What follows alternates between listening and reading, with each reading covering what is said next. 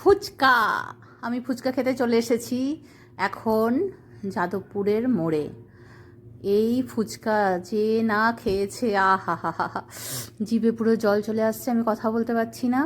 আর এমন ফুচকার স্বাদ, আমি মানে চোখ বন্ধ, মন প্রাণ ভরে যায়, এত ভালো খেতে। আহা, কি যে দেয় এরা, লঙ্কা, গোলমরিচ, কি কি মশলা দেয় জানি না। গন্ধরাজ লেবু, তেঁতুল, ছোলা সেদ্ধ, আলু সেদ্ধ, ধনেপাতা কুচি, আর কি কি দিয়েছে আমি দেখতেও পারিনি। আমি ঘপাঘপ খেয়ে নিয়েছি।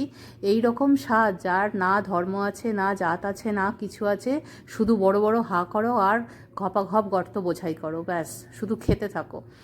আমার তো যে কোনো খাবারের মধ্যে, স্ট্রিট ফুডের মধ্যে ফুচকা এক নম্বরে। আমি এক এক করে সব খাবারই তোমাদের দেখাবো, কিন্তু এখন আমি ফুচকা দিয়ে স্টার্ট করলাম। আমি ঢোক গিলে যাচ্ছি, এখন আমি ভয়েস ওভার করতে গিয়েও ঢোক গিলছি, আমার এমনই অবস্থা। সঙ্গে এই ফ্রিয়ের তেঁতুল জল, তার মধ্যে একটুখানি কি যেন একটা দিল, বিট নুন, আর একটা কি একটা লেবু চিপে দিল বোধহয়, গন্ধরাজ লেবু। আবার আমি চলে এসেছি কামধেনুতে মিষ্টি খেতে।